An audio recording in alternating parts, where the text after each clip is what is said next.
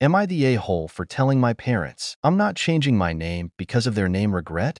I'm 16 male, my parents, youngest kid, and the only kid the name based on what they liked versus what the family wanted them to name us. My siblings were all named after family members, like both my dad's and mom's families prefer. By the time they got around to having me, they told their family they were choosing a name based on what they liked and not based on family. So they named me Sunny. Yeah, the girl version of Sunny. I don't care. I don't think Sunny is girly because it has a U versus an O. But anyway, my parents started to regret my name when I was maybe 10. I don't remember exactly when, but I can remember being about 10 and my parents started sometimes calling me by my middle name and only stopping when I told them it was weird and I liked my first name. When I was 13, they asked me if I ever went by a nickname, and I said no. Last year, they said some kids change their names before graduating high school because they want something more grown up and they want to save the added expense of changing the name on their degree. I was like, oh, I guess if people want that, it makes sense. Then I said it must suck to hate your name. 6 months ago, my parents said I look like a James nicknamed Jamie. I asked them why they thought that,